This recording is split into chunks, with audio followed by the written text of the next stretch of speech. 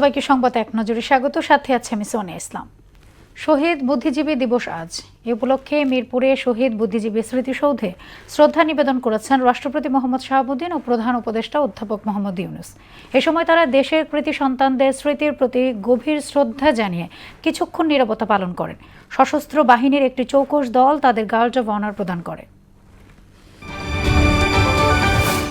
যথাসময়ে নির্বাচন অনুষ্ঠানের মধ্য দিয়ে গণতান্ত্রিক অগ্রযাত্রা অব্যাহত থাকবে বলে আশা জানালেন বিএনপির মহাসচিব মির্জা ফখরুল ইসলাম আলমগীর। দেশের সব ষড়যন্ত্র ও চক্রান্ত ব্যর্থ করে দিয়ে দেশকে নতুনভাবে গড়ে তোলার প্রতিশ্রুতিও ব্যক্ত করেন তিনি।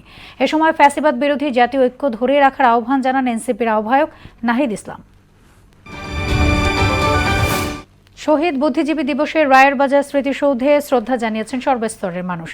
রাজনৈতিক দল, শিক্ষা প্রতিষ্ঠান সহ জাতির শ্রেষ্ঠ সন্তানদের স্মরণে ছুটে যান সব বয়সী মানুষ। ৭১-এর মতো জুলাইয়ের পরাজিত শক্তি মেধাবীদের হত্যার নীল নকশা করছে বলে অভিযোগ করেন তারা।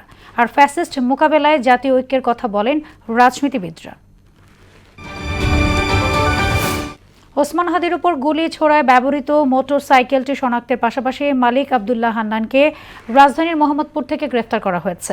সন্দেহভাজন হিসেবে ৫৪ ধারায় গ্রেফতার দেখিয়ে আজ তাকে পল্টন থানার হস্তান্তর করা হয়েছে বলে জানিয়েছে র্যাব।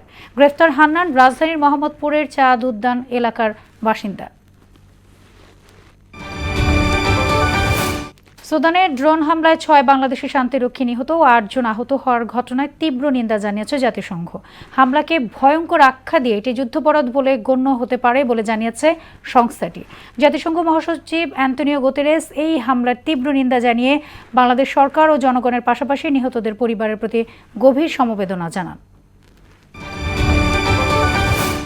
মার্কিন প্রেসিডেন্ট ডোনাল্ড ট্রাম্পের যুদ্ধবিরতির প্রস্তাব উপেক্ষা করে কম্বোডিয়ায় পাল্টা হামলা চালিয়ে যাওয়ার ঘোষণা দিয়েছে থাইল্যান্ড। এদিকে সিরিয়ায় হামলায় মার্কিন সেনা ও বেসামরিক নাগরিক নিহত হওয়ার ঘটনায় কঠোর প্রতিক্রিয়া জানিয়েছে যুক্তরাষ্ট্রের প্রেসিডেন্ট ডোনাল্ড ট্রাম্প। এই হামলার প্রতিক্রিয়া খুবই কঠোর প্রতিশোধ নেওয়া হবে বলে জানান তিনি। ৫ ম্যাচ সিরিজের তৃতীয় টি-20তে আজ মাঠে নামছে ভারত ও দক্ষিণ আফ্রিকা। ধর্মশালায় বাংলাদেশ সময় সন্ধ্যা ৭:৩০টায় শুরু হবে খেলা। সিরিজের প্রথম ম্যাচে ১০১ রানের বিশাল ব্যবধানে হারলেও দ্বিতীয় ম্যাচে ৫১ রানের জয়ে ঘুরে দাঁড়ায় প্রোটিয়ারা। এই ম্যাচ জিতে সিরিজ এগিয়ে থাকার প্রত্যাশা রয়েছে দু দলেরই। এই ছিল সংবাদ এক নজরে। সবশেষ খবর সবার আগে জানতে মোহনার সাথেই থাকুন। এতক্ষণ সঙ্গে থাকার জন্য ধন্যবাদ সবাইকে।